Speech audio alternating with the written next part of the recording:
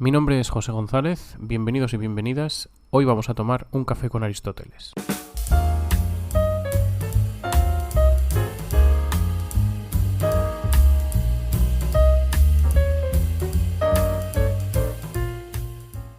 En nuestras sociedades entendemos la expresión los poderes del Estado en relación con la idea moderna de la tripartición de poderes, una idea que hemos heredado de las revoluciones liberales del siglo XVIII, como son, por ejemplo, la Revolución Americana o la Revolución Francesa. En esas revoluciones, y con esas revoluciones, se consagró el principio de la tripartición de los poderes, estableciendo esa relación como un modo de control que cada poder tenía respecto de los otros dos, y que servía, y de hecho sirve hoy en día, para evitar ciertos abusos. Al mismo tiempo que sirve para fundamentar la idea, para nosotros democrática, de que los ciudadanos son los verdaderos soberanos de la comunidad política. Estos poderes son, como todos sabéis, el poder legislativo, el poder judicial y el poder ejecutivo. Pues bien, cuando hablamos de esos poderes en la antigüedad clásica, y muy concretamente en la época en la que Aristóteles escribió la Política, nos encontramos que esos poderes no son ni tan distintos ni tan parecidos, y que en el espíritu mantienen una idea similar a la que le dieron esos liberales del siglo XVIII, pero que su naturaleza es necesariamente y obviamente distinta, y que por ello la discusión de Aristóteles en la Política no puede tratar, y de hecho no trata, de justificar por qué un poder controla a otro, o por qué uno es o podría ser más fundamental que otro, sino que lo que hace el filósofo en esta obra es describir, es explicar, es casi enumerar cómo se organizan esos poderes, y concretamente cómo se organizan en función de las distintas formas de gobierno que existen. En este episodio de hoy voy a tratar de extraer de entre el mar de ejemplos y concreciones y matices que nos hace Aristóteles en estos capítulos de la Política, el corazón de cada uno de esos poderes, la idea clave de cada uno de esos poderes, a ver si somos capaces de ver cuál es su significado en el conjunto de la comunidad política. Para ello, lo primero que debemos hacer es enumerar esos poderes del Estado, así como las diferencias y las similitudes con nuestros poderes modernos. En primer lugar, a nuestro poder legislativo, Aristóteles lo llamó elemento deliberativo o principio deliberativo. La raíz de la cuestión es fundamentalmente la misma. Nuestro poder legislativo es el que se dedica, en un parlamento o en un congreso, a discutir, a consensuar y a crear o modificar las leyes de la comunidad que representa. Si recordáis las teorías del pacto social, las teorías modernas, por ejemplo, representadas por Hobbes o por Locke o por Rousseau, el poder legislativo es el poder más fundamental de la comunidad política. ¿Por qué? Pues porque constituye, crea, el elemento que se asume como necesario para superar los estados de naturaleza que describen cada uno de esos autores. Ese elemento necesario es, o son, las leyes. O sea que el Estado no existe sin las leyes que lo crean. Y puesto que el poder legislativo es el poder que se encarga de crear las leyes, este debe ser el primer poder del Estado, el más fundamental y por tanto el poder constituyente. Obviamente esto es una reflexión moderna y no es por tanto propia ni de Aristóteles ni de su tiempo. Sin embargo, en el núcleo de lo que Aristóteles dice, que es la tarea principal del poder deliberativo, se encuentra en parte esta reflexión. Para empezar, esta idea se encuentra ya en el nombre de dicho poder, to boulomenon, es decir, lo deliberativo o el elemento deliberativo. Este poder es el poder del Estado que se dedica a discutir y a consensuar las cosas de la vida pública, de la comunidad, y que por tanto decide sobre las cuestiones fundamentales de esa comunidad. Aristóteles nos lo dice al inicio del capítulo 14 del libro cuarto de la Política, y nos lo dice de un modo similar a este. El elemento deliberativo tiene autoridad sobre la guerra y sobre la paz, sobre las alianzas y su disolución, sobre la pena de muerte, de destierro y de confiscación, sobre el nombramiento de las magistraturas y sobre la rendición de cuentas. Todas estas funciones que Aristóteles atribuye al poder deliberativo tienen algo en común. Tratan de cosas, de asuntos que se refieren a la existencia misma de la comunidad política. Y por ello son cuestiones fundamentales, básicas y primeras. Primeras en el sentido de que se tienen que abordar en primer momento, en primer término. Cómo se organiza este poder deliberativo es también una señal de en qué tipo de régimen nos estamos fijando, estamos estudiando. Como hoy en día Aristóteles entiende al menos en teoría, que lo democrático que es un país, que es una comunidad, depende de la cantidad de gente que se encuentra involucrada en unas determinadas circunstancias, pero involucrada en el proceso de toma de decisiones políticas. Aristóteles opinaba, por tanto, algo similar a lo que opinamos nosotros. Incluso podríamos sospechar que entendía, como debemos entender hoy, que la democracia es una especie de graduación. Cuando las decisiones políticas las toman todos los ciudadanos, nos dice el filósofo, estamos hablando del régimen democrático. Sin embargo, ese todos, nos dice, se puede interpretar de distintas maneras, resultando esto en distintos modos de democracia. ¿Pero de qué dependen esas diferencias? Pues esas diferencias dependen precisamente de esto, de cuánta gente está incluida en la toma de decisiones. Aristóteles nos cuenta que para que un régimen se considere una democracia, el poder deliberativo debe siempre ordenarse a perseguir el principio de igualdad. Y esa igualdad podría ser una igualdad efectiva y directa, lo que hoy llamaríamos democracia directa radical, tal vez, en la que todos los ciudadanos deciden todo el rato sobre todas las cosas, o puede perseguirse en un modelo de democracia por turnos o por sorteo, en el que los cargos se ocupan por un sistema de rotación, de modo que todos pasan por todos los cargos. Incluso podríamos ver que Aristóteles nos habla de una suerte de democracia representativa, algo similar a lo que tenemos nosotros. Similar, aunque realmente muy distinta a lo que nosotros entendemos por democracia representativa. Puesto que esa democracia, entrecomillada, democracia representativa de la que nos habla Aristóteles, sería una en la que los ciudadanos deliberan sobre unas cosas, pero para otras las dejan en manos de unos magistrados que son escogidos por los ciudadanos para ese menester. Por lo tanto, los ciudadanos seguirían siendo los soberanos porque deciden sobre algunas cosas, pero aquellas cosas sobre las que no deciden, las encomiendan, por tanto, deciden encomendarlas a otras personas.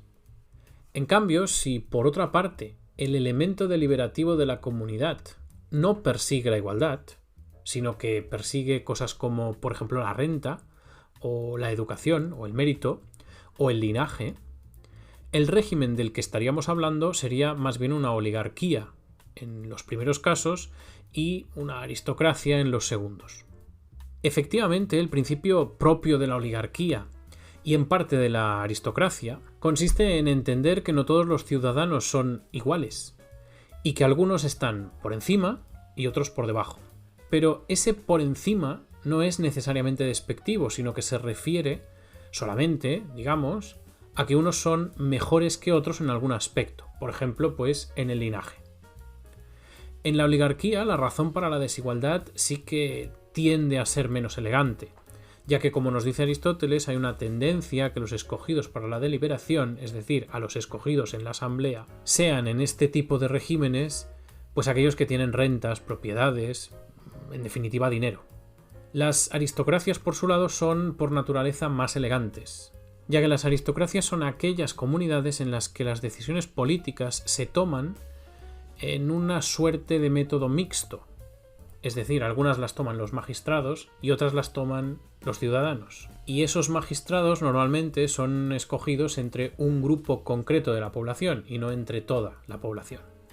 Como vemos, el poder deliberativo para Aristóteles es el poder, o era el poder más básico del Estado, aunque no lo dijera directamente, en tanto que definía y se definía por el tipo de régimen político en el que se encontraba, y cualquier cambio en su naturaleza implicaba un cambio en la naturaleza misma de ese régimen. Tanto es así que, como hemos dicho, el poder deliberativo es el que determina la estructura, la duración y las funciones del segundo de los poderes del Estado, de las magistraturas. Y en última instancia, en tanto que decide sobre las leyes de la comunidad, las crea y las modifica, también sobre los tribunales, o sea, sobre el poder judicial.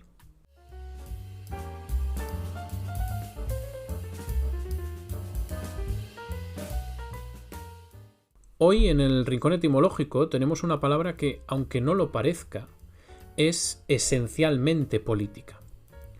Esa palabra es la palabra idiota. Obviamente la palabra idiota asumo que su significado no es necesario hacerlo explícito aquí y ahora, puesto que todos hemos usado esa palabra en algún momento de nuestras vidas, a veces con más o con menos acierto. Hoy en día la usamos principalmente como un insulto, pero ese no ha sido siempre su uso ni su significado originario, y mucho menos si nos remontamos al origen etimológico. Idiota proviene de una palabra griega, idios, que significa literalmente lo privado o lo propio.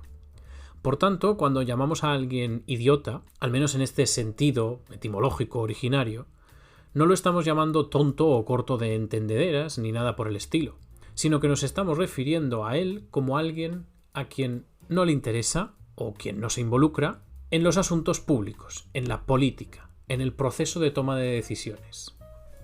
Es por tanto un idiota en este sentido, es decir, para el imaginario griego clásico, cualquier persona que, siendo ciudadana de la comunidad, es decir, teniendo el derecho y el deber de participar en la esfera pública, decide dedicarse en exclusiva al ámbito de su vida privada, digamos, a sus cosas de casa.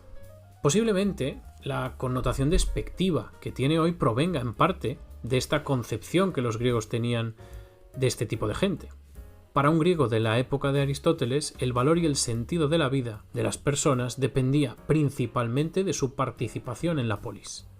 Tanto que su desarrollo pleno como ser humano, racional, político, pues no era completo, no era pleno sin esa participación en la vida pública. Por eso es natural pensar que merecer el calificativo de idiota en esos tiempos no era para nada algo bueno, puesto que te colocaba fuera de la comunidad y por ende como un ser humano que no quiere desarrollarse plenamente.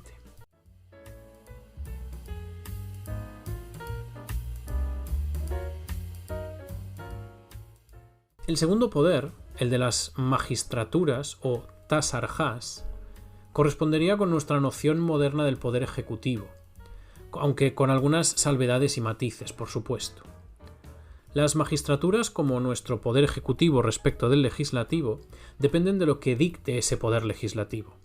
Y esa dependencia consiste en que ese poder, el legislativo o el deliberativo, en el caso de Aristóteles, tiene que dictar cuántas magistraturas debe de haber, sobre qué asuntos tienen poder, cuánto deben durar, por ejemplo, si son vitalicias o si se pueden repetir esos cargos o no, y también ese poder deliberativo decide acerca de quiénes pueden ser escogidos y cómo se escogen. Aunque de hecho Aristóteles no nos deja muy claro en estos capítulos qué entiende él por magistratura, lo que sí nos dice es que no toda función del Estado requiere una magistratura. O más bien, que no todo aquel que se dedica a una función del Estado es por ello un magistrado, ocupa una magistratura. La magistratura es, propiamente, el cargo de quien tiene encomendado decidir sobre ciertas cuestiones de la vida pública, de quien debe juzgar o de quien debe mandar, y según nos dice el filósofo, sobre todo de quien debe mandar, porque el mandar es el cargo propio, es la tarea propia de los gobernantes, y los magistrados son gobernantes. De ahí que nosotros relacionemos o que nuestro equivalente sea el poder ejecutivo.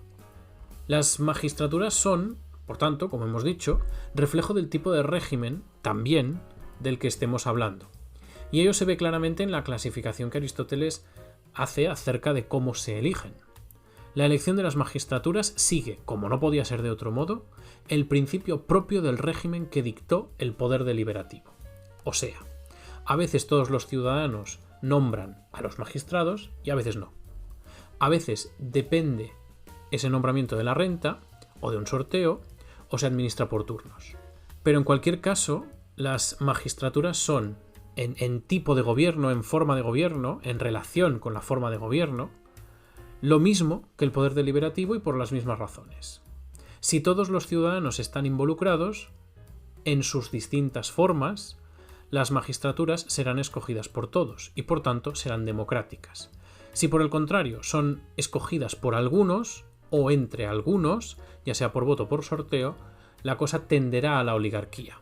Y si los magistrados son escogidos de una manera mixta, es decir, unos cuantos entre un grupo de ciudadanos concreto y otros entre el resto de todos los ciudadanos, entonces el régimen será aristocrático. Vamos, que como se elige a los cargos públicos, a los políticos que nos gobiernan, define cómo se construye el régimen político en general.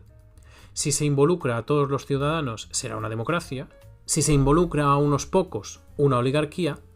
Y si se involucra a todos, pero en una proporción, unos cuantos de un grupo selecto y unos cuantos del resto, una aristocracia. Por último, una de las magistraturas, o al menos una de las funciones capitales del Estado, es la de la administración de la justicia. Exactamente igual que hoy en día. La administración de la justicia en la época de Aristóteles consistía básicamente en la función de juzgar, de arbitrar en los conflictos entre los ciudadanos y otros habitantes de la comunidad, y entre esos habitantes en general, ciudadanos y no ciudadanos, y las instituciones de esa ciudad. Este poder, que es el poder judicial, se dividía en tribunales especializados. Por ejemplo, los que juzgan las rendiciones de cuentas, los que juzgan los delitos contra la comunidad, los que juzgan los homicidios o los que se ocupan de los contratos, y un etcétera, que llega hasta 8 tribunales según distingue Aristóteles. Los jueces, como poder que de hecho depende también del poder deliberativo, están igualmente sujetos al tipo de régimen del que salen. De ese modo, si los jueces se escogen entre todos, ese poder judicial será un poder democrático. Si se escogen de entre unos pocos, oligárquico. Y si unos se escogen de un grupo y otros de entre todos, pues será un poder aristocrático. Pues bien, estas son, grosso modo, las características principales de los 3 poderes del Estado, según lo que nos cuenta Aristóteles en la Política. Como veis, aquí no hay una discusión fundamentadora de por qué cada poder hace qué cosa, como por ejemplo, pues la tenemos en los grandes filósofos del pacto social, los que hemos enumerado antes. Sin embargo, podemos intuir, podemos deducir, que de hecho esos filósofos del pacto social pues no estaban tan alejados, no estaban tan lejos en lo que al menos el espíritu de la teoría se refiere, de lo que dijo Aristóteles hace pues más de 2000 años. Al fin y al cabo, toda teoría política parte de cuáles son las condiciones de existencia de la comunidad política. Y toda comunidad política existe, aparece, se crea, porque un determinado grupo de personas en reunión establecen un conjunto de normas de convivencia. Ese es el origen de toda comunidad política, las normas que nos damos para poder convivir juntos. Y eso, ya sea en la Grecia de Aristóteles, en la España actual o en el seno de cualquier familia, es el poder deliberativo.